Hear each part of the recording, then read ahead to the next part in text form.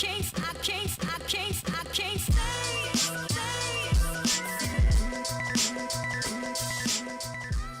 you can just that's the thing about jiu-jitsu when you're having like these sort of like weird conversations about like what just partook in training and stuff like that. No one really gets it, and then they're just looking at you like really strange, as in like, wait, you're just rolling around sweating on each other, like what's going on here? Or because I used to train at the university, and we had this little matted out area down in the basement, and people would just come down and just stop, and you'd be like rolling around there with your friends, and then they just like, people who've no idea what the hell's going on, they're looking for a place to study or something. And they come down and just look at you, and you're like, and they're like, "Oh, I'm sorry." They think it's like you're having sex or something. Like some weird game. Pretty much so, yeah. And you get these the home mats, because I know Romeo has them. He's always putting them on social media. Yeah, they're like the worst. It's like training on concrete. And you can't, and the friction is so you can't like shrimp. No, you go like, and then all your skin comes off, and you. All this jiu-jitsu talk, you're thinking, what the hell's going on here? Coming back with you when you go back. I don't know. Well, you wanted to try. Yeah. Don't. Oh, I want to try like some kind of martial arts though. I don't know. I think. What would you recommend though? I think you have to have one. Well, it depends. What do you like? Do you like kicking, punching, choking, rolling around? What do you like? Pulling arms apart. Which all, one? Because they're all kind of separate. Yeah. You could do. I'll probably rather do kicking than punching. All right. Do like taekwondo then. That'll be good actually, and I think it's better for fitness. It's good for fitness, your flexibility. Really good for fitness. You probably don't get hurt as much as jiu-jitsu. Yeah, jiu-jitsu, we're constantly injured. Like man, I've torn ligaments in my hand, my knee. I've screwed my back up. I tore muscle in my neck. I've broken toes. I've got a cracked tooth. I've got half a tooth from jiu-jitsu. He's dead serious. Black eyes. You know what I mean? Black eyes are regular though. That's like once a week type of thing. Man, you get hurt like a lot. So you know, and I know a guy, black belt guy, who his bicep tore. What? And he had his arm in a sling for ages. He couldn't do anything because his bicep like came detached from his arm. Ouch! And something happened. Yeah. But yeah, you get people do all kinds of stuff happens in jiu-jitsu. You know? Real bad. I always seem to find myself like at least once a week I'm icing something. Yeah. Like I just drop out of like sparring sessions towards the end. I'm like, oh gosh, here we go again. Like I can feel like serious pain, just like tendonitis. I used to get that in my like my elbows all the time, like all running up and down where you can't. You literally can't lift up your bottle of water at the end of the session. Yeah. You're like, you just drop it. I think one of the worst memories I had is after a really, really like hectic session, I went into the changing room and he has this little, what was it? Like a little wooden plank in the middle. Bench. It wasn't a real bench, was it? It was like a wooden plank right in the middle. And I had a really heavy session that day and I was sitting there and what happened is I must have passed out. So I woke up half an hour completely disoriented thinking, what the hell's going on here? Out I completely passed out. Half an hour? On the bench? I fell asleep, but I call it passed out because I didn't feel myself falling asleep. Jesus. It was just like a natural progression. I just woke up and I was like, oh gosh, like I was meant to jump into the shower. Like what happened here?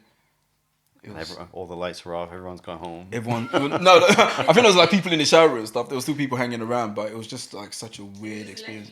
The doors are locked. I just slept there all night. Ultimate like exhaustion. Like it was so nuts. Yeah, but I love it though, man. Yeah, are you gonna go back anytime soon? Nah. I don't think so. Not for any like.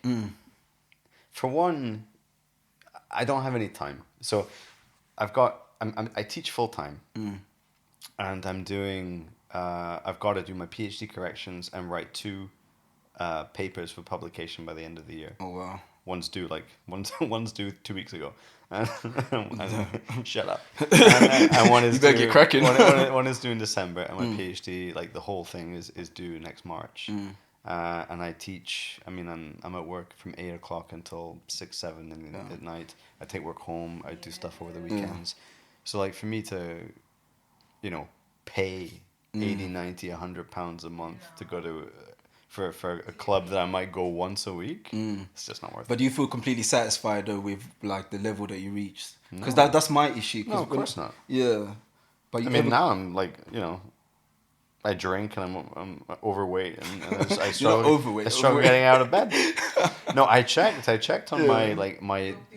yeah. Oh, I didn't stand on the scales but I checked. There was Yeah. like a chart where it has like your height and your Oh, ideal yeah, weight, full right? measurements, yeah. And I'm like right at the top end for my height of Okay. being Oh, normal. Being Yeah. normal, so Like if I'm like a kilo or two over, I'm You're- technically like fat. yeah, And overweight. then if I'm like 5 kilos, I'm obese or something. So But that's like me though, because when they came to my workplace and they did all this, and then I was literally like, I think it's 24 or something, it's like right at the top of my one. But I'm thinking, well, I'm definitely not overweight, but because I'm short and like I weigh obviously whatever I weigh, it makes it seem I like how you sidestep that real. And I weigh perfectly whatever structured. I weigh. I don't need to go into that. Yeah, I weigh like I've always weighed the 63, between 63 and like 65 since school. Yeah. So like last 10, 15 years, I've weighed the same kind of thing. Yeah, so did I, but look what happens. Life. Can I ask your age? 27. Oh yeah, you got time. When you hit 30, it all goes downhill, man. No, it doesn't. Yeah, it does. Well, yeah, possibly. I know. I don't think it I think will, my though. metabolism slowed down. I feel like my metabolism I feel definitely like slowed if down. anything, my metabolism has sped up in the last year at least. But then that could be due to something else, not just But I've lost weight in the last year without exercising, nothing. Well, screw you. I know people actually do. I hate saying it because then people are like, ugh. But it's, I'm not saying it to like boast because I actually do want to put on weight. I just can't eat. I did over the summer. I did this thing where I started eating healthily. I was running, I was doing like press ups and stuff like that. I was eating salad and fish every day. I didn't drink for like 3 weeks or something. Wow, Stepped on that's the a real scale. achievement there. I stepped on the scales. Didn't move. I'm serious. Didn't move. Not even 100 grams. That's the most nothing. demoralizing thing And I ever. was just like, "Fuck this. I'm no way. Like, shut up." And then I grabbed my beer and I sat down. I was like, "Whoa." That's I may This as is well gonna enjoy, happen. because I'm not enjoying my life, And if nothing's happening, then I may as well just enjoy my life. And But in jiu-jitsu, were you purely doing it for like weight control purposes, health, or to become Me? an expert? What was your personal reason for going? well, I've done martial arts since I was 13. So I did. Oh, this could be a great start. Do you get it? Well, This could be a great start of him saying about how. it's already started. Has it? yeah, so we know all about your weight. What you didn't tell me? It's already started. Well, it's gonna be edited. Go, you were saying about you. Tell me more about your small fat body. It's too late now. Yeah, you should have told me. It's a trick of the trade, isn't it? Just warming people in without them noticing what's going on. You're here now. Anyway, yeah. So yeah, everyone's heard about your weight loss process and how your body dynamic and what your BMI is and everything. And everyone's heard that I'm borderline obese and an alcoholic manic depressive. Whilst I just kept quiet, inconspicuous right here because I knew exactly what was going on the whole time. No, so okay, yeah. So I started training. So this all ties in. Okay, so this is a nice entry because this all ties in with Chinese. So the reason I got interested in Asia in the first place is my mum she's a doctor and she went to medical school, obviously, because that's how you become a doctor. That's how you become a doctor. And she did a 3-month like exchange program or something like that, in Hiroshima in Japan. Okay, that's where the nuclear bomb landed, wasn't it? Thankfully earlier, yeah. I mean, not when your mum was there, but like historically. Yeah, my mum's not that old. No offense, mum. No, it was like this is a good 30, 40 years after the bomb, and she brought back all of these things like Kokeshi dolls and kimonos, yukatas, bento boxes. Oh yeah, amazing. Loads of little bits and pieces that we have around the house still, and photo albums, And I remember when I was a kid, I was like fascinated by all this stuff, like where it looked so different from everything else in the house, stylistically. Chopsticks, I was like, what the hell are these?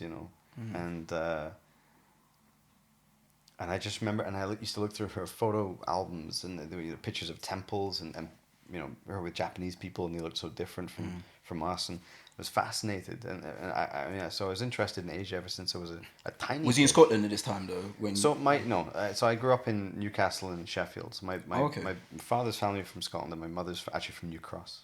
Oh wow. Believe it or not. So I live 5 minutes down the road from where my mum was. Yeah. Yeah. Funnily enough, she grew up in a little street called Eckington Gardens, and now they live in Derbyshire in a town called Eckington, No way. and that was just purely coincidental. Yeah. Bizarre. And so I got interested in. I remember I was like 12, 11, 12, and we had an old computer, and I remember. Do you remember Encarta? How old are you? Encarta. I'm 32. Okay, so Yeah. you're like Encarta generation, right? Encarta. So What's Encarta again? But he was in Sweden, remember? I've been all over the place. okay, So do you it just remember depends what we're talking Encarta? about geographically. It was it was like Wikipedia before Wikipedia, but on a disc. So it wasn't updated like Wikipedia is. It's just it. I don't think my family had It was that like level of technology 96. when I was young. It was like Encarta 96, right? Spell it. Encarta 96. ENCARTA, I think. Mm. Anyway, so it had a section on. We had this thing, and there was a section on languages of the world, and they had Cantonese, Japanese, Navajo, all these languages, and they had the same thing. They had like numbers, like self-introduction, and like a proverb or something like that, and you could hear the sounds of the language. I remember I used to just sit there listening to them all. And what age was this? How old was you? Actually, I mean, before that, I was interested in Asia. Before that, that time I was around 13, but I bought a CD-ROM of Teach Yourself Like Cantonese, and I used to sit, and it was just vocabulary. There wasn't any grammar. It was just like learning colors, and I when I was 13, I was studying like Cantonese by myself. I was obsessed with, and then I got into kind of cinema.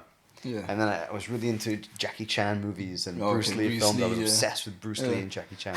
I had loads of old VHSs, and I used to love just listening to them all in the original Cantonese. Or so you weren't listening to the voiceover ones with they? I had some. It depends. Some were dubbed and some were with subtitles. But and so when I was 13, I found a Shaolin Kung Fu place in a city not too far from where I live, and I started going there, and then I was there for like 3 years, and then when I was 17 I did Wing Chun for a year. Okay. And then I went to uni and didn't do anything for a little while, and a friend of mine, this guy Chris Kavanagh, who is still a really good friend of mine now, he was doing Muay Thai, and he took me to a Muay Thai class, and I found it very tough, but also kind of a lot of kicking pads. Yeah. And I didn't find that hugely interesting, And so when competitive, more like just training. Yeah, but like I just kind of I think the reason I liked Kung Fu because of the stylistically I thought it was very beautiful. The forms and the animal styles, and it didn't matter about the practicality so much. For me, it was very intricate and beautiful to watch and to do. Muay Thai was obviously very practical, but I didn't find it to be. I wasn't really into it, so I didn't go. And then we both went to. He started doing Brazilian Jiu-Jitsu, so they started training at SOAS, which is my university. Oh yeah. And they just opened a club under a guy called Luis Tosta, who you might even know. So Luis trained at Shoot Fighters West, and was teaching Jiu-Jitsu there. But before that, he started off. I mean, he'd already been teaching there a little while before we went down, but he was teaching with another guy called Leo, who ended up moving to Dubai, I think, after he was teaching in Knightsbridge for a while. But we went to train with Louis, and I remember like Chris and I, we didn't know what we were doing, and I got killed, obviously, and I was like the classic rear naked chokehold or yeah, armbar it or was something something like that. I got the shit beaten out of me, and I was like, oh man, this sucks. And then and I was like, I don't want to do this. Why am I? That's everyone's first day jiu-jitsu. Yeah, and so I didn't go. I quit. I didn't go back for like more than a year. Oh wow! But after the first experience. Yeah, I maybe I went a couple of times, 2-3 times, but I didn't. I wasn't regular. And then Chris stayed, and he was there for. It must at least a year more. Yeah. And when I went back, I think Chris was already a blue belt. Oh wow, advanced quite quick then. He's training a lot. I think it may have been a year and a half. I don't know, but but Chris was naturally very, very good. Yeah. He just seemed to kind of get the hang of the techniques very quickly, intuitively. So I went back, and Chris said, "Oh, give it another try," and I said, "Oh, fine, all right." And I went back, and Chris killed me. He's been waiting for that the whole year. But the thing is that I was just like, holy shit, like when Chris and I went, he was as hopeless as I was. Yeah. And now like a year later, he's doing all this insane stuff, and I can't. It's perseverance, isn't it, do with a anything thing. that you do. Yeah, but it showed me that how effective it was, and I saw somebody, because it's easy to go there and you'll go against a Polish purple belt, who just destroys you. Yeah. And you're like, oh well, this is not for me. he's a tough guy. He's strong. He's been doing it for years, this and that, and you can kind of distance yourself. But when you see somebody who went to it at the same level as you, knowing nothing, and then within a relatively short time, they progressed a huge amount, and they're doing all this stuff that you couldn't imagine. Yeah. And you're like, well, it works, and it's also attainable. And so I started training after that. Oh, okay. And it took me about 2 years to get my blue belt. Oh, amazing. But, you got there in the end. well, the thing is that Louis left, and we were without a teacher for a while, and then Edu came. Oh yeah. And Edu started teaching, because Edu was my first teacher, actually. Yeah, so he was training along with us for a while, and then he came back and took over full time after Louis left. Yeah.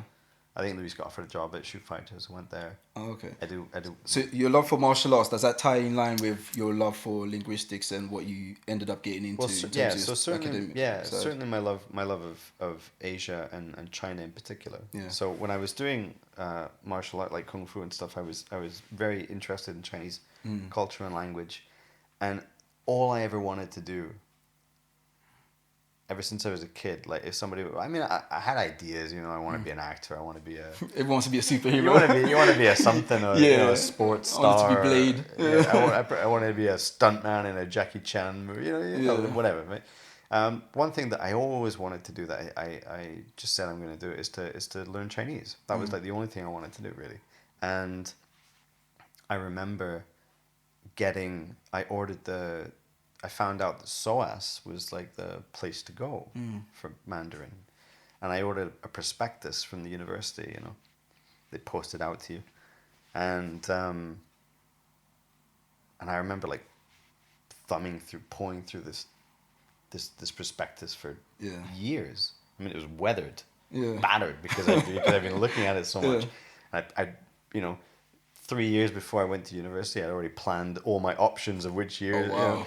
In my third year, I'm going to do Cantonese and I didn't have a clue literature. until the first day of class. I was like, "Whoa, did I really sign up for this course here?" Yeah, but the thing is, I was sure. I was so sure what I wanted to do.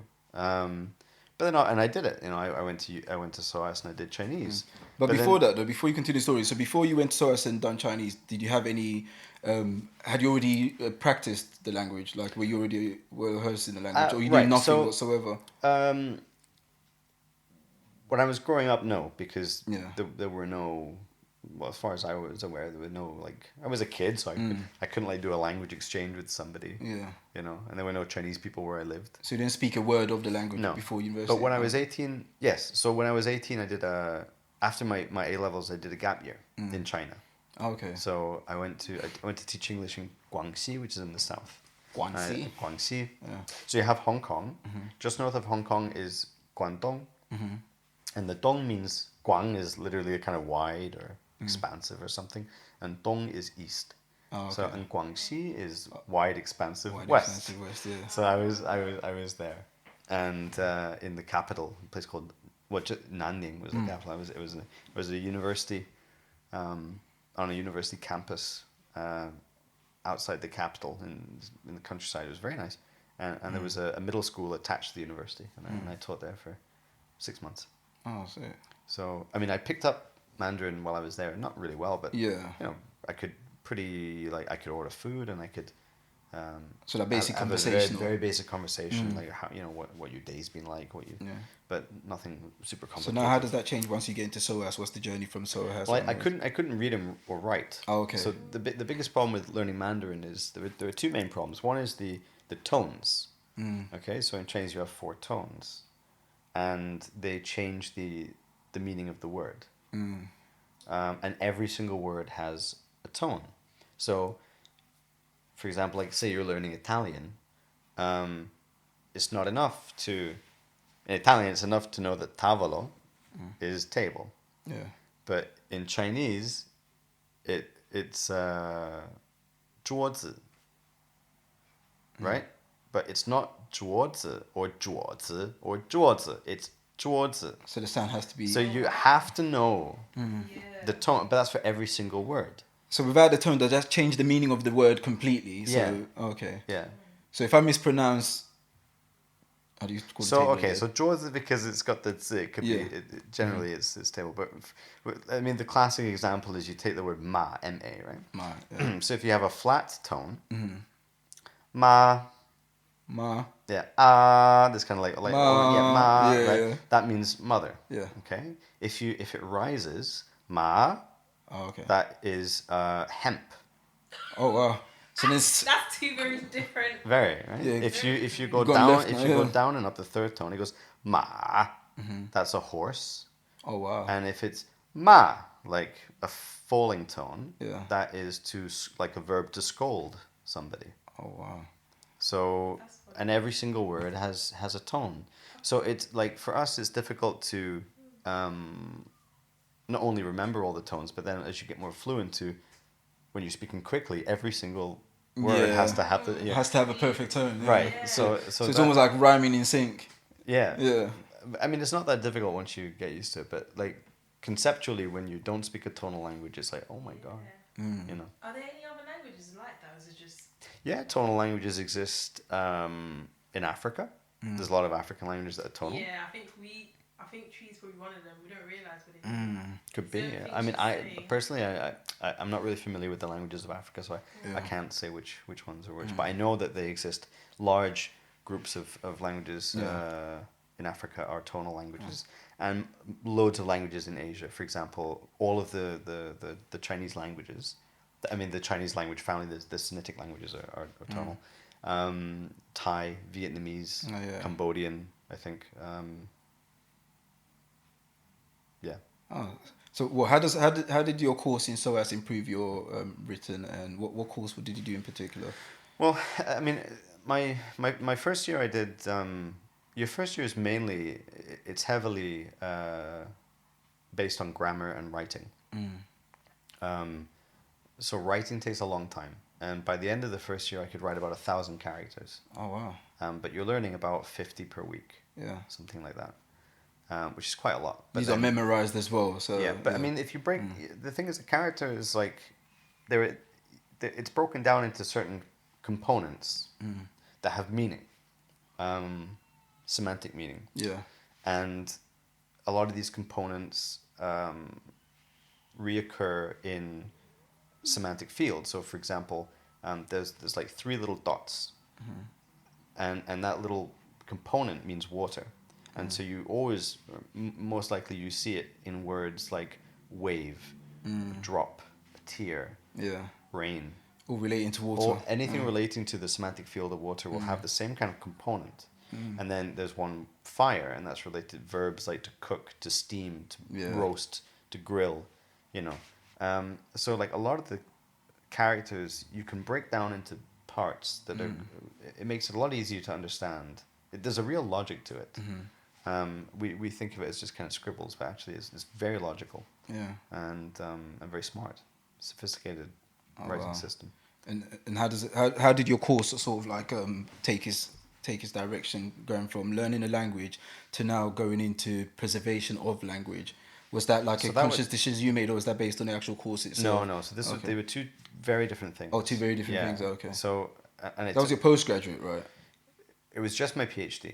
That was your PhD, the initial one we just discussed. Yeah. So my BA was in Chinese, and I did. I mean, that was kind of just language and culture. So we did history, we did film studies, literature, modern and classical Chinese. Yeah. Of course, we had a year in China where we focused on mainly just getting like really good at the language. Yeah. Both speaking and writing, listening, the 4 skills. And less on the other things. And then when we came back, we focused more on the kind of the cultural aspect as well. After I graduated, I took about 3 years off, and I did different jobs. I did stuff in journalism. I did stuff in museums. And then I decided that I wasn't using my language skills, like they were wasted. But I wasn't using them in a job. And I decided to do a master's degree in translation. Because I thought, I'll do translation, use my language, make a living. And I hated it. Because it was incredibly, I thought it would be like, you get your degree in translation, and then, you can do cool things like translate CIA like documents and stuff. Actually a lot of recruitment is done through SOAS for MI5 for the MI6, the Secret Service, for language specialists. I know quite a few people who've applied for jobs there. Oh, amazing! And I know 3 people who've applied, and all 3 were unsuccessful. but no, they can't tell me it's true. Yeah. But yeah, apparently SOAS is because they teach Arabic there. They teach Farsi. All these languages that are very important for contemporary politics. For preservation of history and culture and stuff as well. Yeah, also. Yeah. So language and culture experts. SOAS just produces them like this. So a lot of them go into fields like NGOs and government, diplomatic service, things like that.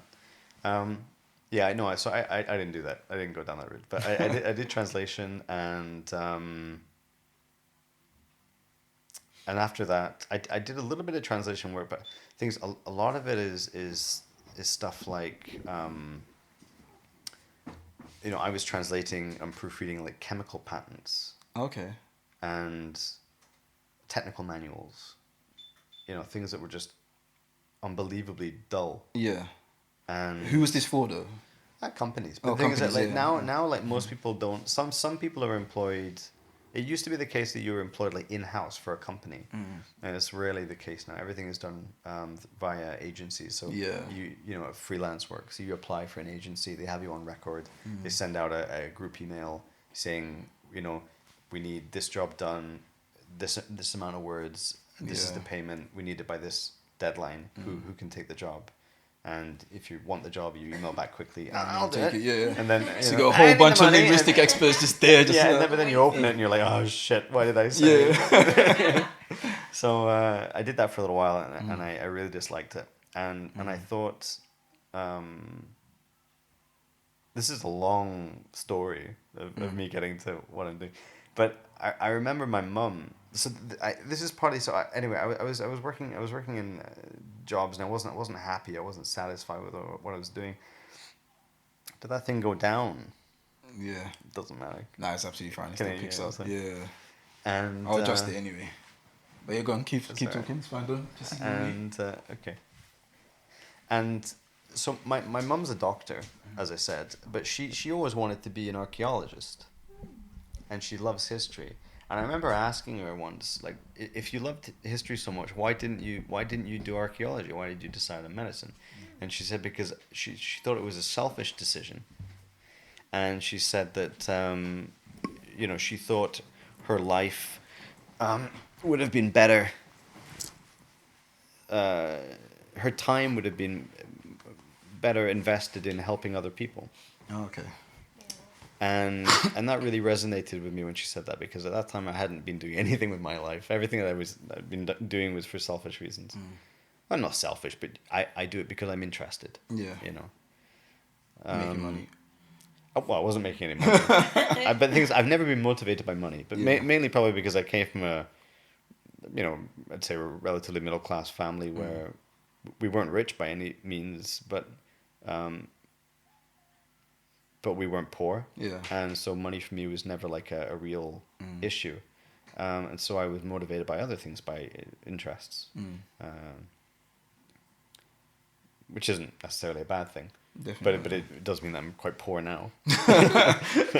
You're rich in knowledge. I'm educated and unworldly, and I'm broke as shit. But that's just the way. Yeah. And but I went for a little period kind of trying to figure out what it is I wanted to do. And then I don't know how this happened, how I found it, but I came across a documentary called The Linguists. And it's a documentary about two linguists who go around the world documenting and recording dying languages. Okay. And in the documentary they go to India, Bolivia, and Siberia, and they look at what kind of problems are contribute to language loss, what they do, how they go about saving. I mean, it's not like super informative. It's more like kind of a day in the life, I mean, there's other things like they go to politically unstable things and they're kind of nervous that something might happen, or they get sick, or there's lots of mosquitoes and it keeps them awake or something like that. Kind of like life in the field. But it was I didn't even know that existed, that was a job, and that people could do that, and then I started researching like documentary linguistics, language documentation. And I found out, I didn't even know this because I wasn't in the same department, but I found out that SOAS has one of the best courses in the world. And this time you've been there the whole time I've been there. But I mean, I wasn't in the linguistics department. I was in the Chinese culture department. And I wasn't really interested that. I was interested when I was doing my translation masters. There were elements of linguistics in there, and I found that more interesting than just doing translations, to be honest with you. And so I started reading a bit about that. Maybe that's how I found the documentary. Yeah. But anyway, I immediately wrote an email to a few of the guys at SOAS and asked for some information, and I've always had this thing about Hawaii, like Hawaiian Polynesian culture. I read a beautiful book that you should read, called The Contiki Expedition, written by Thor Heyerdahl. It was from the 1950s. It was a Norwegian explorer who, he was an anthropologist. He had all these kind of crazy theories, but obviously this is before DNA, before any of this stuff is. And he had, so all of his research was based on anthropology, but he had the idea that Polynesia was populated by South Americans. And so he built a raft using trees in, I think, Peru. And he built this raft to kind of some specification that was written down in some old text. It was one of those mystic. I think mystic guidelines. It may have been like a description of the indigenous seafaring crafts that was written by a Spanish. Yeah. But anyway, and he built it to roughly the same specifications, and there was like him, a Swedish guy, and a bunch of other Norwegians, like 5 or 6 guys, and it took them 4 months, and they just set off in this crappy raft, and they sailed across the Pacific. No way. And they did it, and it took them 4 months. They were catching, fish and turtles and stuff to survive. They had a radio, and eventually they landed on an island in Polynesia, and in order to prove that the theory could be true, because everybody doubted him. Turns out he was wrong, but it doesn't matter. Like it was a great book and a beautiful. It's well written adventures. Yeah, but it's just a real feat. I mean, the guy was. For me, like when I tell stories, like I did language documentation and I lived in Taiwan and worked with a tribe, like a community there. Everyone's like, oh wow, like I'm an adventurer, and I was living in a nice flat. Mm. You know, I had beer, I had the internet. Like, you know, my life was like, I'm not an adventurer at all. Yeah. And there were guys who sailed across the Pacific in the 50s using nothing but a raft that they built themselves. Like that. They kind of really submerged themselves into the culture of the people as well. Yeah. So, yeah. But they put everything on the line for their work. And, you know, for me, that's incredible. Yeah. So, anyway, so I got interested in Polynesian culture that, like, a long time ago when I was a kid again. Because my mum gave me that book. My mum has kind of guided my entire life with her. You know, Subconsciously just guiding you into your... I'm also into Lord of the Rings. You know? She gave me The Hobbit when I was a kid. But,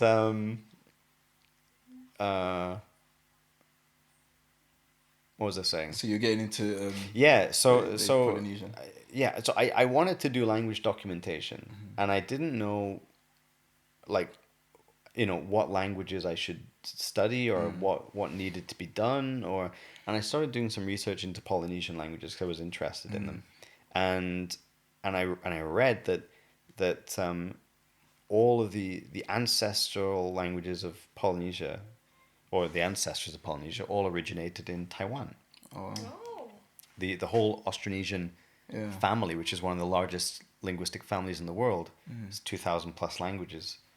That's a large chunk, because isn't there about 7,000 languages in total in the world? So it's and about 2,000 in this concentrated area. Yeah, so it's just less than a third, maybe. Wow. And well, I mean, a concentrated area it's not concentrated. I know, yeah, it's because vast. it stretches from Madagascar, which is where the Malagasy language is spoken. That's an Austronesian language, brought over from seafaring Austronesians, all the way over to Hawaii. Oh, wow. So in terms of, apart from, say, English because of colonialism, it is one of the largest language, like geographically spread languages in the world. And it covers the Malayo-Indonesian languages, the Philippine language of the Philippines, Maori of New Zealand, the Fiji, Tongan, Samoan, all the way to Hawaii. And there were successive migrations out from, and you go further and further back, and you go back about 5,000 years, and they all are concentrated in Taiwan. And Taiwan actually has linguistically the most diverse group of language. So if you think something like 90+% of the Austronesian language family are Malayo-Polynesian. They're essentially there are obviously quite big differences, but they're kind of almost like thinking of them as like the Romance. Think of it as like most of Austronesian languages could be thought of as being part of the say the Germanic language family, where English is quite different from German and quite different from Norwegian, but they all belong to the same family.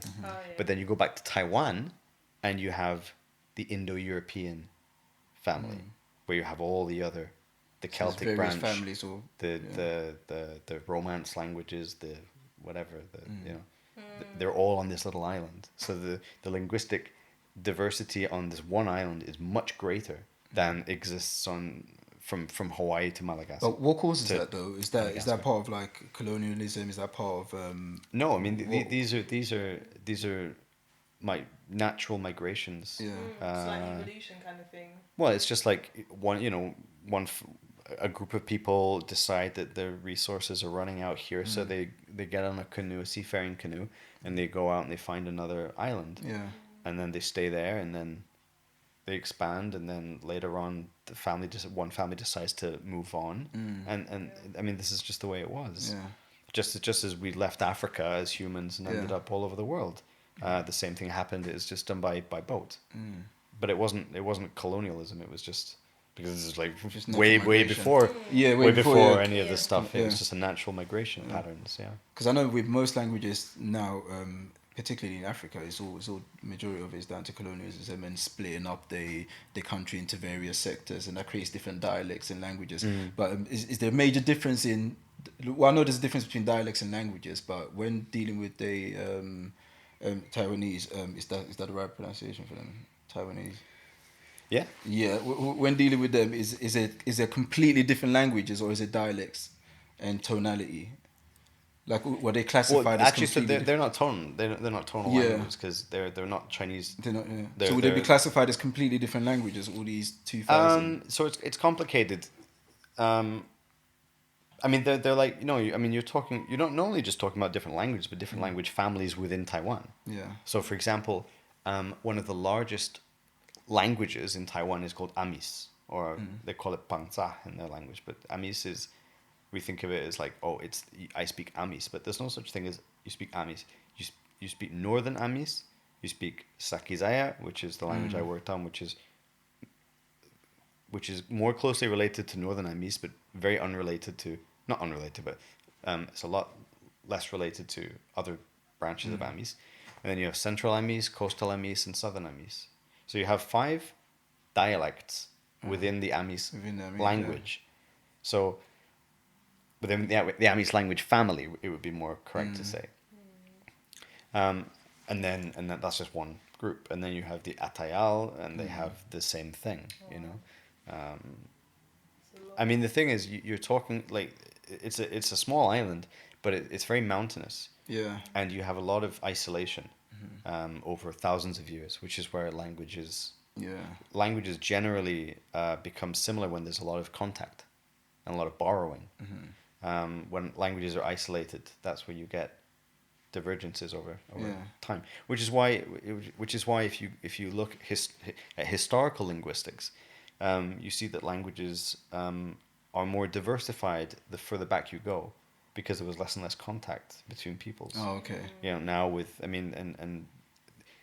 and that's a general kind of trend, because you have empires, right, that have standardizations of scripts, of official languages, of trade languages. If you're over there in this town and I'm over here in this town and we speak different languages, I want to sell my stuff to you and you want to sell your stuff to me. How do we communicate? So we need some kind of lingua franca, right? Yeah. And this is why these languages, and then eventually it becomes more useful for us to just speak that, and then languages die out from lack of use.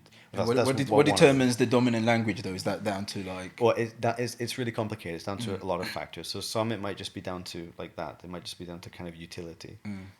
Most of the time, that's not the case, because if you look at places like Africa, where we always this is a real problem of the kind of the political.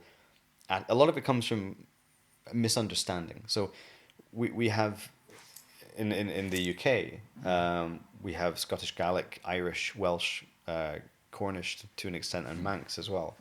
And we think, well, why did these languages, they're pointless, right? Why would you learn Welsh when you could learn French or whatever? And the Welsh who are bilingual in Welsh and English can learn French just fine.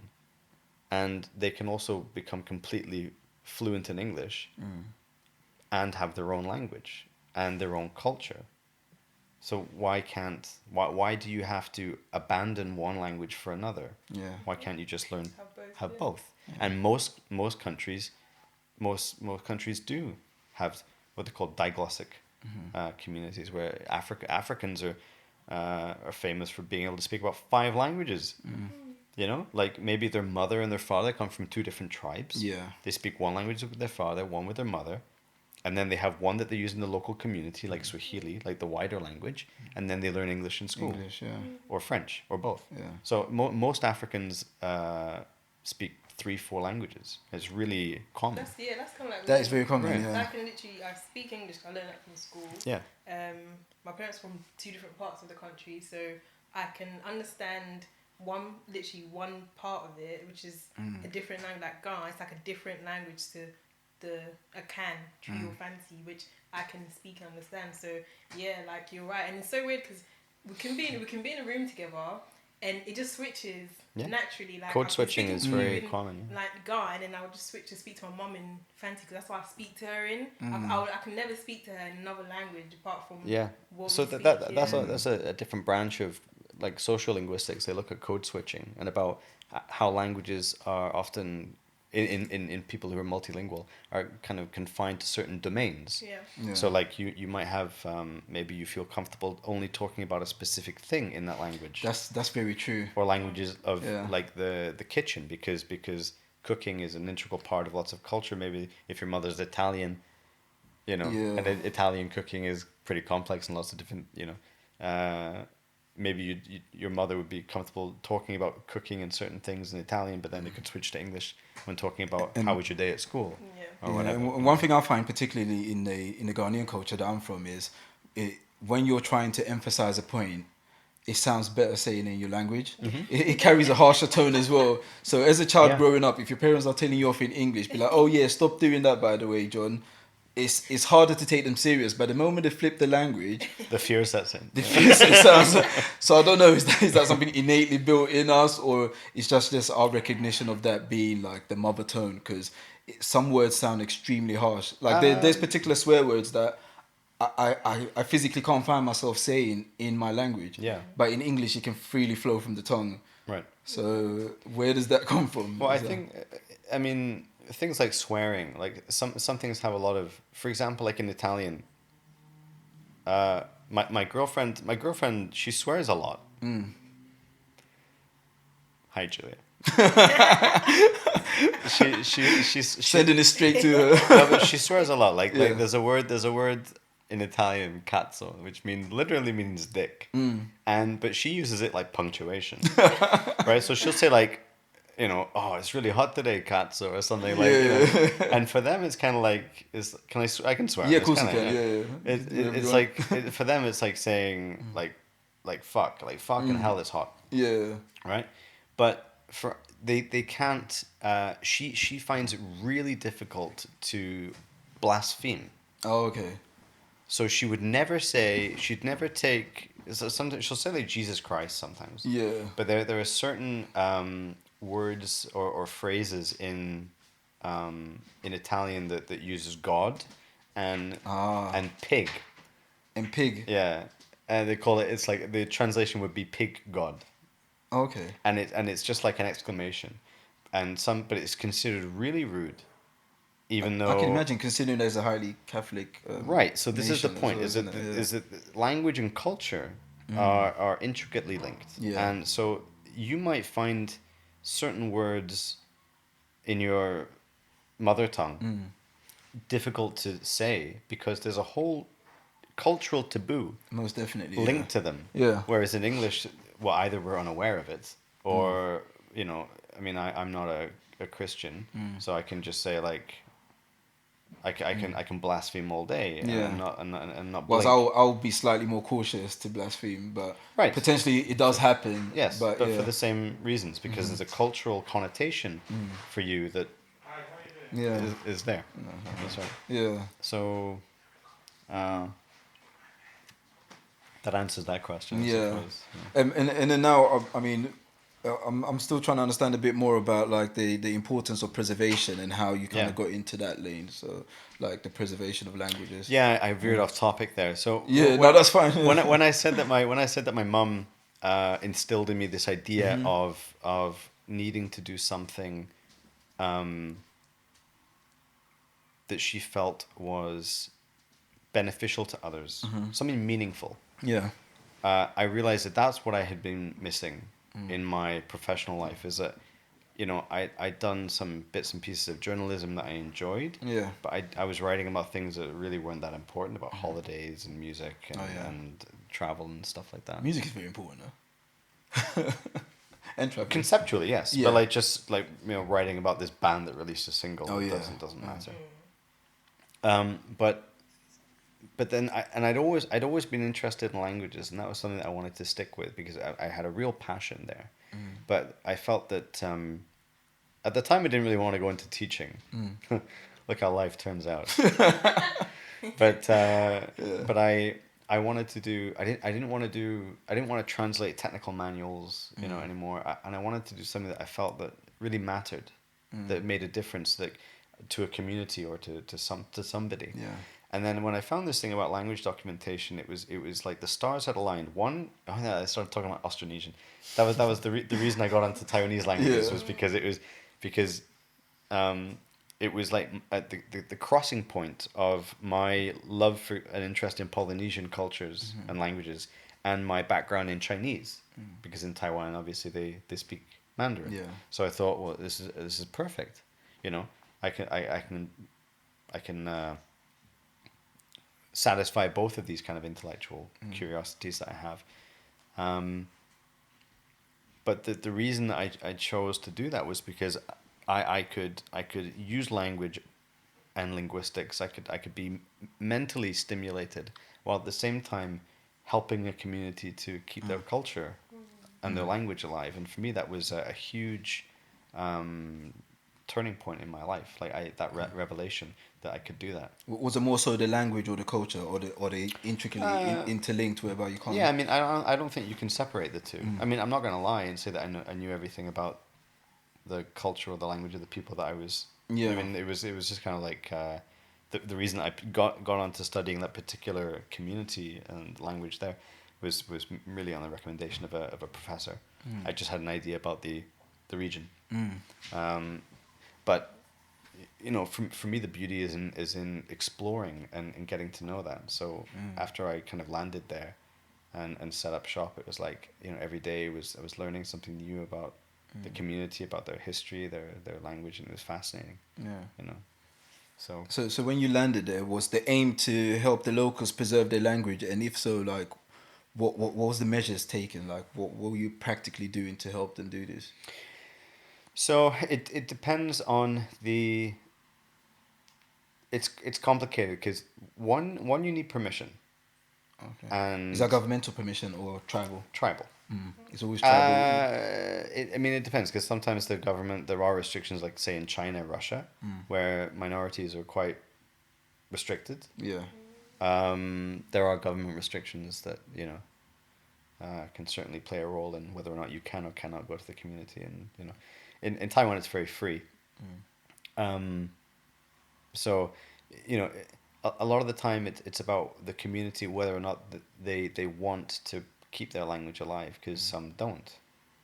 And in that case, I, as a linguist, would not want to force my ideological. What would be their reasoning though? Like, what would some of their reasoning be for not wanting to preserve their language? Because I would assume they don't value it. But the thing is that the reason that they don't value it can come from many factors. So in Taiwan, it's complicated because, you know, immediately we assume that you wouldn't value it because it's not economically, which is true. That's a big reason. But there are other factors that are more damaging and more prevalent, actually. So say, you know, in Taiwan, China, China, I'm not really sure. Russia, Siberia, South America, Australia, huge countries, continents, where the minorities are politically oppressed and socially oppressed. So, for example, in Taiwan, they weren't allowed, like for one, they had a series of colonial powers setting up shop in Taiwan. The first started with the Dutch in the 1600s and the Spanish up north. And then later on the Ming, the Japanese came and forced people out of their mountain homes because they wanted to get access to resources. Moved them down to the coastline, forced them to learn Japanese in schools, forced them to go to schools and forced them to learn Japanese. And then after they left, the Chinese nationalists came over from the mainland and did the exact same thing but in Mandarin. So now Japanese, like all these people who'd been forced to learn Japanese, now found that they couldn't communicate with anybody because suddenly nobody was Japanese on the island, and that must be such a major confusion. Yeah, and now it was like, okay, now you all have to learn Mandarin. They're like, fuck, you know. Yeah. So, but there were things like Taiwan was under a period of martial law for about 30 years. So there was, you know, there was no Indigenous or minority languages allowed to be in print or spoken in public or spoken at schools. Oh, wow. If you spoke your language at school, you'd be beaten or be forced to wear like a plaque, something to identify that said, I will only speak Mandarin or something like that. Like you'd be humiliated at school by your peers because maybe you're the only Aboriginal, or you and your friend are Aboriginal, but then Yeah. the rest of the class are Chinese. And you turn to your friend and you say something in Mandarin, and now 30 other kids are pointing at you and laughing, right? Yeah. And this happened en masse throughout the entire country. Wow. And I mean, and that wasn't even that bad. If you look at places like Australia, you had kidnappings. You had the white Australian government would forcibly take Aboriginal children away from their families and put them in boarding schools to educate them, to civilize them. By civilized, we mean by cleansing them of their original culture. And By civilizing, I mean westernizing. yeah, pretty much. But after that, after they were, say, westernized or civilized, and they lost their languages and they could only speak English, and they had completely cut ties with their family linguistically, culturally, they were still heavily marginalized because they were Aboriginal. Yeah. They were dirty, they were stupid, they were this and that. They couldn't get a job. They were only like manual labor, and so heavily marginalized in society. Yeah. And so my point is, how can you value your language and your culture when it's been institutionally beaten out of you for generations? And that goes across all cultures, pretty much. Yeah. Yeah, and it's really hard to come back from that. It's really hard to look at yourself as an Aboriginal or whatever, and say, I'm proud of who I am and I'm proud of where I come from, because that's not the narrative that you've been told since you were born. That's such a powerful statement you made. Yeah, because thinking about it, even from a modern perspective, it's like a lot of migration that's happened through slavery, through voluntary and so forth, and as the new generation are growing up, we're constantly. I'm speaking for myself as an African gentleman. It's very easy to kind of lose yourself because you're in a new lands, and in order to integrate, you're gonna have to adapt as well, and that involves a lot of losing yourself. But how do we go about like preserving that part of ourselves which is from the original?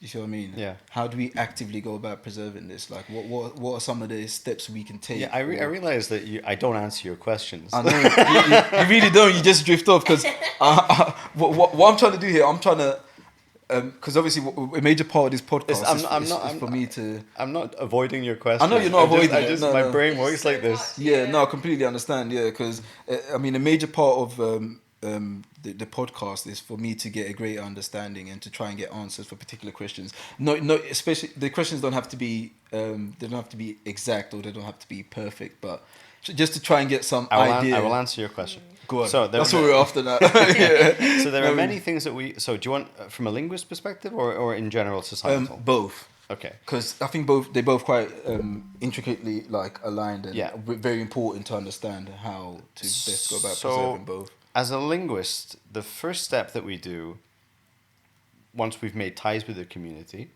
is we make recordings, and we try to make recordings across a variety of. Situations. Shouldn't have had beer. Should have had like a whiskey. Is it Scottish in you? No, it's it's fizzy. Oh yeah, that's true. I'll be belching into the microphone. So we record. So like as we were saying, language use can be. There are different registers, different levels of formality. So for example, the way I speak to you would be different from the way I speak to, say, my boss. Yeah. And the way I would speak to my boss is different from the way I would speak to a child. So if you want to get a more holistic view of how the language works, you have to record in many different communication contexts. forms and contexts. Yeah. So we try to do that. Once we've got some recordings with quality equipment like this, we can work with the native speakers to do we try to break down the meaning. So say this guy says he's telling me a story. Ideally, you want to get it with some cultural content as well. So I worked with one guy, and he told me lots of traditional stories about the history of the tribe, the Sakizaya, legends, mythology, things like that. So he would tell me these stories, and so I'd sit down with him, and I would say, I'd play him the first line, and he'd go da da da da da, and he'd tell me this sentence, and I would pause it, and I'd go, "What did you say?" And he'd say, "Oh, I said, in olden days, the ancestors of the Sakizaya were not from Taiwan." And he'd say it in Mandarin, Yeah. and I would write that down in Mandarin, and then we'd go line by line, yeah, and then after we get a translation, I have to go back, and we have to go through word by word, morpheme by morpheme. Yeah. So say the guy said, and the thing is that you can't, like, if I said to you, what is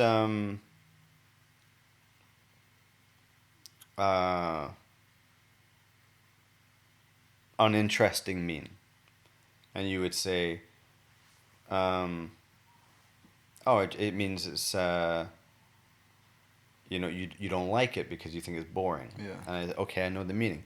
What does un mean? And you're like, I don't know. What does interest mean? What does ing mean? Why is the ing there at the end of the word? Now, it's difficult for a guy who just speaks. Well, for one, there's no, like, in many languages there's no written form. Yeah. Right. So luckily for me, like, another linguist came up with some orthographies. Is that majority of languages that don't have the written form? Yeah, the vast majority of languages in the world are just oral. And they've been around for thousands of years, to some degree. That possibly makes it easier for you to lose them as the generation. Of course, sort of like grows and because there's no globalization. record. Yeah. So I mean, the reason that we have an incredibly good understanding of ancient Greek and Latin, even though they've been dead for hundreds of years, is because we've got lots and lots of texts. So that would be your first answer then. We make sure that there's text. It's documented. There's text. Yeah. There's text. So That's first very we get important, text, but yeah. then we have to get a morphemic. Well, it depends on how the language works, but a morphemic analysis, like a detailed analysis of the parts of the words, what they mean, how they all come together, the syntax, the phonology, the morphology. Yeah, I think we tend to get that a lot in Greek languages as well, don't they? Where they tend to break down what each sort of segment of the word means. So a lot of how it's languages, related. I mean, some languages work. Like Chinese, you can't break the word down. For example, a word is a word, pretty much. I mean, you can get compounds, but in general, you can't. There's no morphemes in Chinese, really. It's called an analytical language, whereas in something like Inuktitut, like the languages of the Inuits, you can get an entire sentence in a word. Yeah. Because morphologically it's extremely complex. So you get like a root. If it could mean like I went hunting deer yesterday, in whatever, and you would say like there'd be the root of the moose. And then there would be like, or it would be hunt, and then there would be like a little morpheme that means I did it, and then a morpheme that it happened in the past, and then a morpheme that the locative that meant that it happened somewhere else, and then and all of this is built up into like one word. So breaking down that would be like, for me, it would be a nightmare. Yeah. But there are languages that are a bit morphologically simpler than that. Thankfully, mine's one of them, but it's still complicated. But yeah, we get a text. Once we get this, we build up what we call a corpus, which is like a database of textual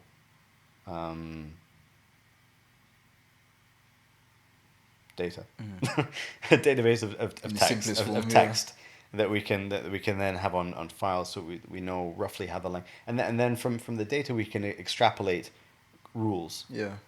Right, so we know that this always appears after this, or verbs always come before the subject.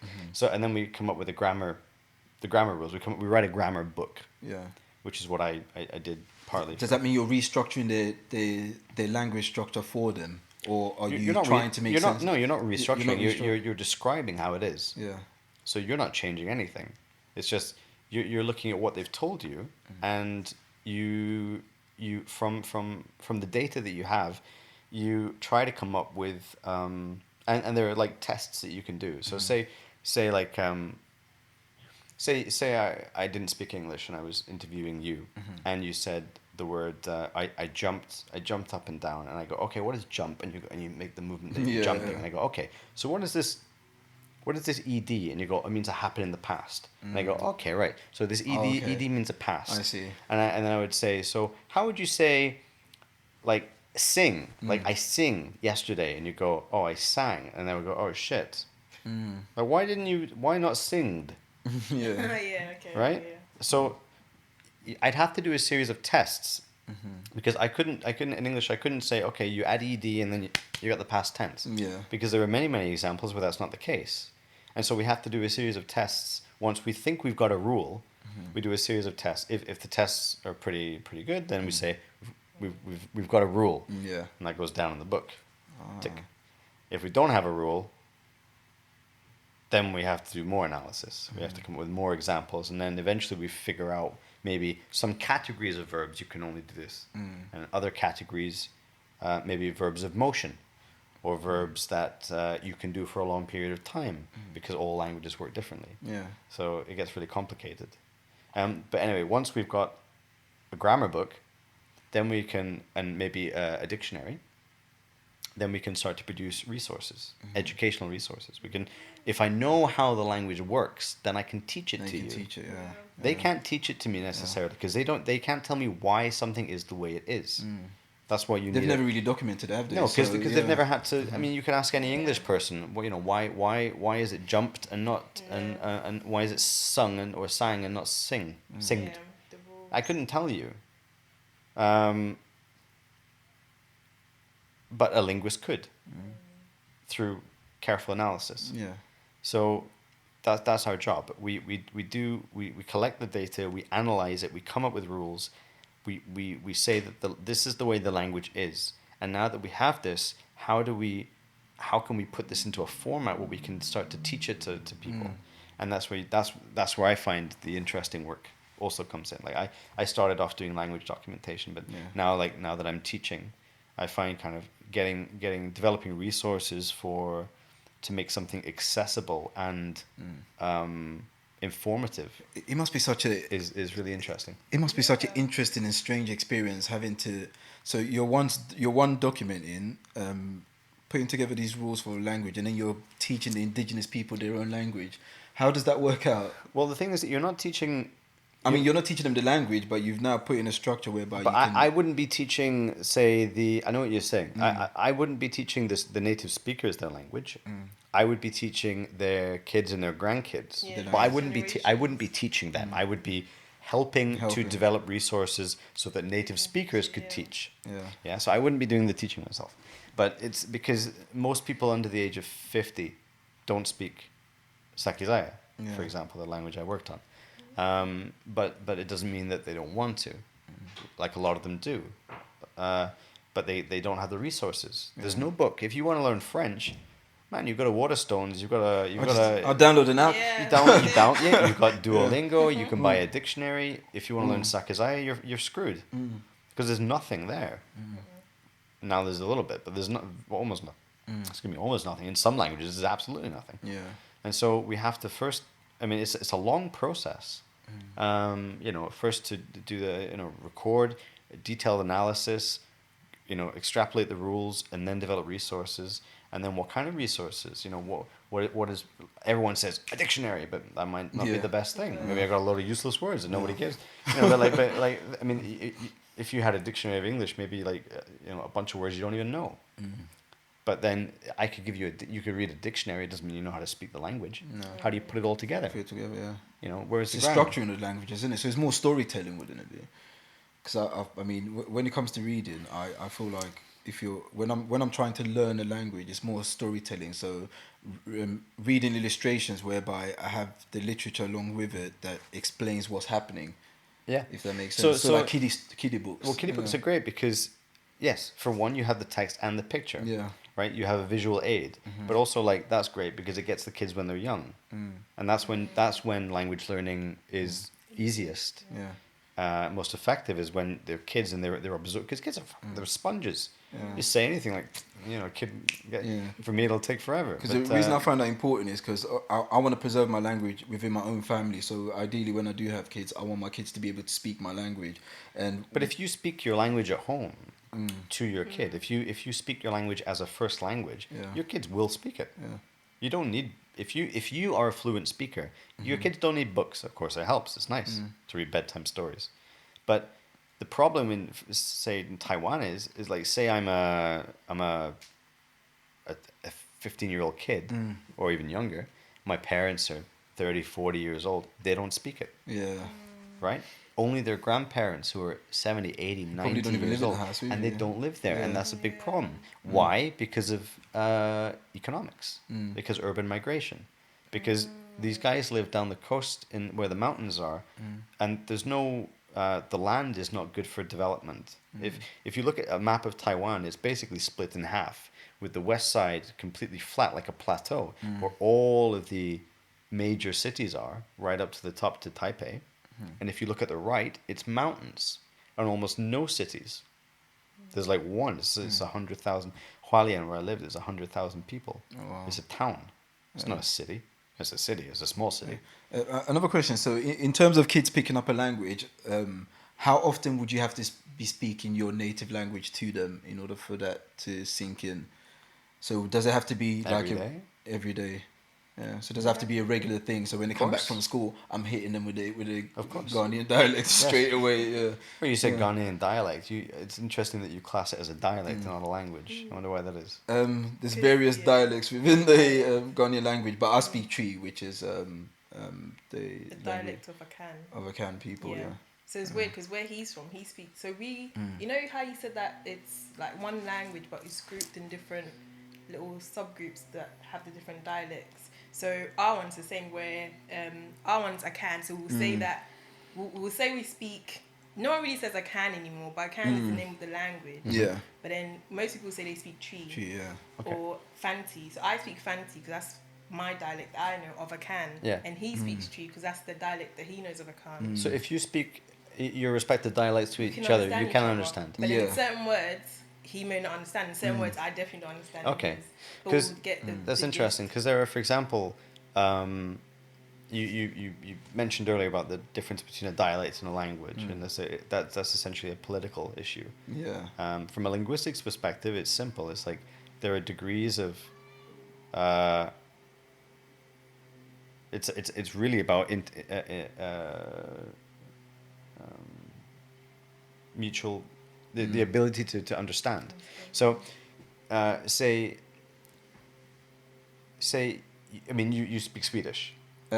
Conversational, yeah. Right. So I'm kind of like losing it now. If a guy speaks to you in Norwegian, do you understand? I used to. Yeah, but you can understand most. Yeah. 80%, or Danish, definitely. Or Danish, right? So yeah, 80%. very close. Right, but they're two separate languages. If I'm a Mandarin speaker and you're a Cantonese speaker, I don't understand a word you say. Not a word. Yeah. But Cantonese is a dialect of Mandarin, of Chinese. It's not. It's a language. It's its own language. There are dialects of Cantonese, right? So the people in Hong Kong don't sound exactly the same as the people from Guangdong, who don't sound the same as the people from Guangxi. Yeah. They have dialects, but they all speak Cantonese. But Cantonese is completely unrelated to everything else. It's not unrelated. It's in the same language family, large family, but it's more different than, say, Spanish and Italian. I speak Italian relatively, like, okay. Not great, but I can understand a lot of Spanish. Yeah. If a guy I used to work at the British Museum in visitor services, and people would come up to me and talk to me in Spanish all the time. I would just answer in Italian. And I would understand everything that they're saying. Oh yeah, I'm looking for the mummies. What floor are they on? And I just say in Italian, they're on the third floor. Go up the steps. And they go, okay. And they will completely get it. Yeah. And then they go. And the thing is, like, but would they realize that you spoke to them in a completely different language, or is that? Just I don't know. But the point is that they understand. Yeah. And maybe they think, God, his Spanish is shit. These are you spoke. I barely understood what he said. Yeah. But you know, if they were to speak to me in Cantonese and I would speak to them in Mandarin, for example, you couldn't have that. You know, unless they understood, they couldn't have that mutual intelligibility. It's amazing because obviously you discussed one of the most important factors of maintaining a culture is by documenting it. So you said there was a second part to it as well. What is that second part? When we're discussing how to maintain a language and culture. Okay. Well, no, I mean, you said as a whole and then as a linguistic. So. Right. Yeah. So I mean, linguistically, that's that. So that'll be documenting and passing that down.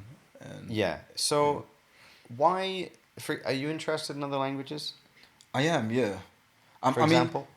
Well, for example, my own language is true, but also how they're all interlinked, especially a lot of the European languages like French, Spanish, and German, and so forth. Yeah. But I mean, are you interested in a particular language?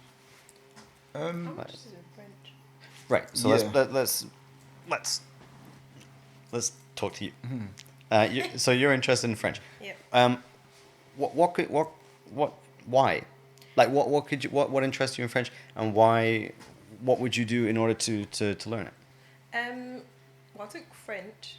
The reason why I've been interested in French is that I realised that so I was born in Ghana and I started school in Ghana, and right from primary school we started learning French. Maybe because Ghana is surrounded by it's all surrounded by French-speaking countries, so I don't know if that's a thing. I don't know, but so from like primary school age, I've kind of had the African languages, English, and then like another language which I found really quite interesting. So we came over here again in secondary school. You do pick up the languages, so we did French as well. And I was kind of good at it. Maybe because I started when I was younger, but I've always kind of wanted to really learn it because I feel like I could be good at learning the languages, you know, and it's good to have like another European language to know. So that's really it. And I guess because the interest kind of died down after GCSEs, I thought, and kind of left it. But it's always in the back of my head that one day I do want to go back and learn it properly and be able to speak it. So if you were to learn French, what kind of things would you do in order to learn it? What would I do? Yeah. I think for me, I'll probably listen to audio tapes at first to learn how to pronunciate the word properly, the accent and stuff. Try and find some French people to speak to see if I can actually conversate or they can understand me if I'm saying something wrong so I think being around other French speakers and just hearing and practicing the actual language, I think that's what I would do, yeah. How about media? I wouldn't look at media. That's funny. I actually would not look at like a French movie, no. So a lot of people become interested in languages and cultures through things like music and film. Yeah. And culture. But like popular culture. I mean, think about how many people... I mean, I went to SOAS. The Japanese department was just full of manga addicts. They were obsessed with like anime and cartoons. Yeah. You know, all of them went into learning Japanese because they were interested in a particular aspect of Japanese culture, popular culture. None of this exists for Aboriginal languages. Well, okay, that's not true, but it's very limited. So if I wanted to learn Sakizaya, there's no Sakizaya movies, there's no Sakizaya literature, there's no Sakizaya music that I can access that's like popular. I can't buy a CD. So the arts are hugely important. Yeah. So advocating for Indigenous artists to promote their culture, and also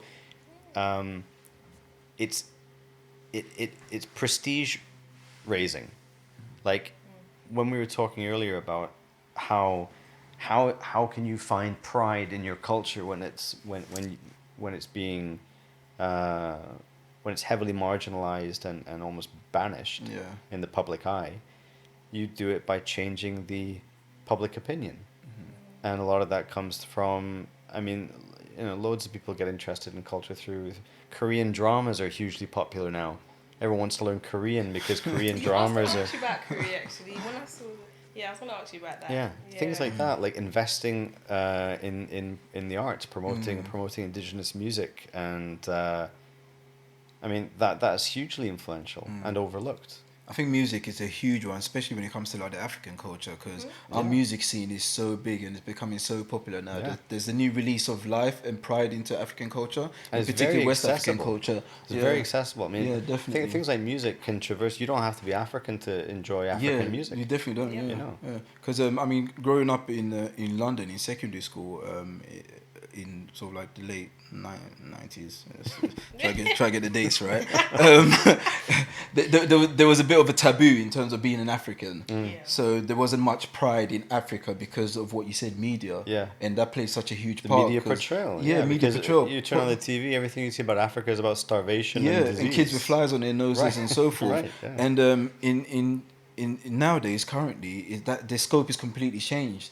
Because we're showing Africans as being creatives, like African music is being celebrated. Afrobeats is one of the biggest genres of music Yeah. out there at the moment Yeah, in the certainly. clubs and on television and all the music platforms and so forth. So it releases a new sense of life into the culture. So it's very important, as you Yeah. said, music. Yeah. I mean, I've got a friend from the Ivory Coast who lives in Taiwan. Yeah. In the town that I Oh, was wow. in. He's the only guy in the Ivory. I think he's the only guy in the Ivory Coast in Taiwan. I'm not surprised by that. He's like the only one or the first. No he was way. the first, and then like one other guy. He must be like a superhero in the town. Yeah. This is the no. Oh, is it? But this is the weird thing: is that because there are negative stereotypes of Africa yes, yeah. in the Taiwanese psyche, mainly just because they don't have any exposure to Exposure, it. yeah. But he sells. He opened up his own restaurant, and I should plug it. Boney Lee. She's charged for that plug there. Yeah, was it? Yeah. I've what's the adjective? Ivorian Ivorian, Cote Ivorian, d'Ivoirian yeah. Ivorian. food in Hualien. For the Taiwanese For all viewers the and listeners Taiwanese. out there, yeah. That's But crazy. That's amazing. But the great thing, what I love about Boney's restaurant and his idea is that he wanted to promote a different side of. He wanted to promote African culture in Taiwan. He wanted to show them that it wasn't all about the negative stereotypes that you see, but it's about he plays the bongos, The like bongo, drum, yeah. and he does drumming circles with the community, teaches kids how to do drumming. They play live music. He's always got African music playing in the restaurant. It's all decorated with African designs and colors and things like that from his region. And I mean that kind of thing, changing public opinion, Yeah. is hugely important. It is such an important thing. I mean, looking at popular culture now, with a lot what's going on with perceived racism and prejudice, it's all about public opinion Yeah. and media portrayal. Yes. So like 99% of it, like it's not true, because not everyone from a particular culture can be typecasted just like that with one single brush. It doesn't work like that. So it's very important, as you say, like media portrayal and pushing forward for positive reaffirmation. But this is the important thing about social media, is that we, as users, are now in control of what content that we can upload. Yeah. You can do a podcast. Yeah. And you can upload it, and it's accessible to everybody. Yeah. So we're no longer being dictated to by centralized powers in the same way as we were 15, 20 years ago. Like you know, there's lots of communities, NGOs, small companies, all pushing their own media platforms out there. Most definitely, yeah. And this is something that, and a lot of it's free. Like there's nothing to stop the Sakizaya having their own Facebook group where they all speak their language or write in their language. Doing their own podcasts in their language. There's nothing to stop them doing that now. And then truly that is explaining accessible. their culture and expressing themselves in their truest form. Yeah, I mean, it is such an important thing. This stuff is, and it's really a lot of it's free. A lot of the software that you can use is free to do all this stuff, so it's really accessible. And so what you're saying, there's no more excuses. Like if you do want to change the landscape of what someone perceive you as, you can actually go out there and change. I believe so. It's not about like they're making excuses for it. They're not, but a lot of them work really, really hard. But it's about raising awareness. Yeah. I think a lot of them. One, it's about raising the perception that they have something worthwhile to say, and that they deserve to be seen, and their voices deserve to be heard. A lot of people don't feel that way, and that needs to change. And the way that they can change is through public perception. And the way that they can do that is by these kind of grassroots movements, utilizing free media technology to promote that. That's amazing. What is the dangers of losing one's culture and language? Like, what are the dangers? Because there's the obvious dangers of it being wiped out, obviously, and you're losing a part of yourself and your story, your narrative, and your history, and so forth. But what are some of the other dangers of losing these things? Well, I mean, that's a huge question. I mean, on a personal level, you pointed out things. A lot of it's to do with one's sense of self. Yeah. I mean, your race or ethnicity or religion or culture, language is all heavily tied to how you view not only yourself but your place in the world and your community's place in the world. And without that, it's very easy to not be grounded. I think culture. People have different opinions about this. I think I remember talking to a friend about this a long time ago. It wasn't about language, but we were talking about ethnicity and about how people get really involved in. I think we were talking about nationalism. It was a long time ago. It was like during a politically sensitive Yeah. period. It was when I was doing my BA, and she was saying like, why is it important that I'm Turkish or Iranian or something like that? Like why should it define who I am? Why should I, like, people take pride in achievements that they had no part in. You know what I mean? Like, if you're Greek, it's like, oh, well. You didn't help create Greece. Yeah, well, no, yeah, but it's like, if you're Greek, you're proud because you were the founders of modern European civilization, the founders of democracy, one of the founders of modern philosophy, this and that. Yeah. It's like, Mr. George Stronopoulos, who works in a bank. Like, what the fuck did you do? Yeah. Like you take pride in someone else's achievements as your own when it's this is her criticism. I can understand that. I can see that. Okay, my own perspective on things is maybe a more holistic one, which is, why care about anything? Why is art important? Why is music? Why are different musical styles important? Why is literature important? You could argue that it's not, and yet it's also everything. Yeah. Right? I mean, it's the story of who we are. Language is linked, in this kind of utilitarian society we live in. Language is linked to utility. If it's not good for business, it's useless.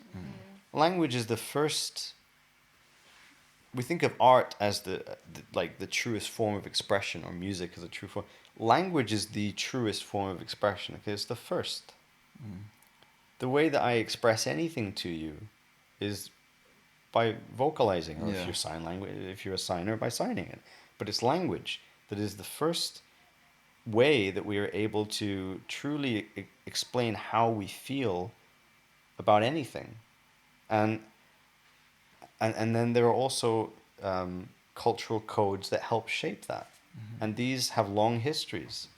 The stories of where we're from are written metaphysically in our language. We can trace migration patterns through language. We know everything cool. We know that that these people all the way over here in Hawaii are related to these people all the way over in Madagascar. Yeah. Because we can look at their languages, we can compare them, and we can trace back stories of migrations from thousands of years ago. Language is the story of who we are, where we've been, who we've talked to.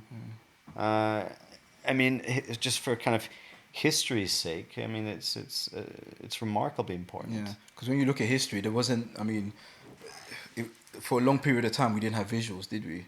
And we didn't have recorded visuals either. So language is what passed down the stories of our past. It was before books. It was just, I would tell you what I know. Yeah. I'd show you what I know, and I would explain it to you, and you would explain it to your kid, and it would go on. I think it's also very important because it also tells us of our progress as human beings in general. Because if we don't have the story from years back, how are we supposed to know how far we've come? And that gives us a sense of like a belonging and a sense of purpose as well to then further move on. Yeah. So. And more importantly, this I will argue, in the car you mentioned about how you value differences of opinion. Of opinion, yeah. And how it's key for us especially now in the very divided time politically, yeah. to allow each other Yeah. to voice Most definitely. our differences and for them to be heard and respected. Language is an extension of that. Like, Yeah. and language and culture, because they're so heavily interlinked. Language, culture, not cognition. I don't believe that, but language, culture, and because it's linked. Culture is linked to community, to ways of thinking, ways of seeing the world. Not cognitively different, but culturally different. Yeah. And we have to protect that because there was a beautiful singer, Scottish Gaelic singer, and someone asked him in an interview why is Gaelic important, and he said it's important because the more homogenous we are, the more the easier it is for us to have the world dictated to us by the powers that be, right? If you and I, like, if you go to look at a Trump rally, you have a bunch of people all thinking the same thing, Yeah. Whether right or wrong. whether right or wrong, Yeah. and they're all there, and Trump will say some bullshit, and everyone will go ah, and it's because everyone thinks exactly the same, Yeah. right? You need diversity in the world Most definitely. in order for there to be progress, for things to be challenged, and for me to push you and for you to push me. And we can't do that if we all talk the same, sound the same, think the same. Most definitely. Yeah. Language is a huge part of that. You know, the way we use language is a huge part of that. Yeah. So, And then cultural understanding as well, because what comes along with culture is different ways of doing stuff. So what's okay in my culture might not necessarily be okay Exactly, in your yeah. culture, and then it gives us like a perspective. Yeah. So then we're able to come to some sort of middle ground, and that's where we find that reasoning. So it's super important when it comes to like just having that dialogue. Yeah. And we seem to be able to kind of, we're all about respecting culture, but we're not all about respecting language. Yeah. When the two are so tightly interlinked Most that you can't definitely. separate them. Yeah. You know, so that's a problem. You can't say that you respect Ghanaian culture, but then say, why don't you learn English? Yeah. Doesn't that, you know, you're contradicting yourself there. It's impossible for you to separate your languages from your culture. Yeah. And your community. Oh, that's amazing. So Douglas, it's been an absolute pleasure. no, likewise. It's been an absolute pleasure. I didn't even finish a beer. What happened? I know. Too much talking. You The were throat's all dry. so deep into it. I mean, I really went Yeah, deep it's into so it as well. much. So you know, you kind of get yourself into a rabbit hole when you learn something new, and it's from an interesting individual. And one of the main reasons I'm going to cut it off here because I want us to delve in deeper another time. Oh yeah, sure. So I want us to really because I'm going to go and do my bit of research now as well. Because the reason why I do these podcasts is to educate myself whilst educating the audience at the same time. Yeah, great. So when it comes to education, you need a break. This recess periods for you to be able to soak up the information that's been passed on to you. But it's been an absolute pleasure having you on today. And we're definitely going to have you on another time, hoping that you're happy to Of course. come back to sunny Essex again. I know we got here and you was wondering where your boarding pass was. Well, that's what Londoners typically tend to do when they step There out of was their some zone. guy held a knife and took it off me. It happens. It definitely happens, man. But the whole conversation on language and linguistics and culture and the paper that you've written is something that we're going to delve into much more deeper. So Great. hopefully we're going to have you back again. But one thing we did not do initially was to introduce you. So you're just going to end up being one of those individuals that's going to have their bio put on the description on the below bit. But I gave you my bio since I was a child. Actually, well, through language, you've given us your bio now. It's just my name. It's just my name that they're missing. It's just who you are. But I mean, before we cut this off, would you like to sort of like, this is not really an introduction, is it? It's more like an outroduction as to who you are. Because I wanted to one of the reasons why I didn't want to do an introduction, because I wanted to gradually just like get you into the podcast without you necessarily knowing what you were doing, because this is your first time doing one of these. But you'd be more than amazing, and I've learned so much here, and I'm sure our secret guest who's hidden over there has learned so much herself as well. So it's been fantastic. But who are you, Douglas, and what is it that you do, and what was your paper about as well? My name's Douglas McNaught. I'm Now the Scottish side is coming out. Everyone's No, probably no, thinking it's where just- your accent is from because it's a mix of things. super mix. Yeah. I'm at the final stages of my PhD in language documentation and description, and I've been working at SOAS, the School of Oriental and African Studies, University of London, and I wrote my thesis on. It was an analysis of the temporal and modal system of Sakizaya, which is an indigenous language spoken in Hualien on the east coast of Taiwan. And right now I'm currently a Mandarin teacher at a secondary school in Islington, and I'm kind of balancing jobs and academia. Yeah. And my goal is to continue working in language documentation and description, but maybe with a more of a slant on education and producing educational resources, because I think that my work at school is really helping me to develop some ideas about how to teach language, and I would like to do that, but within an indigenous context. Yeah. Oh, So that fantastic. hopefully that's what the future will. Oh, hold that's for great me. stuff, and we're looking forward to seeing much more of your work as well. And coming over here, we had some great discussions and conversations in the car in relations to various things from jiu-jitsu to politics, and I definitely feel like our next segment is going to be a bit more open in terms of topic-wise. We can talk about jiu-jitsu.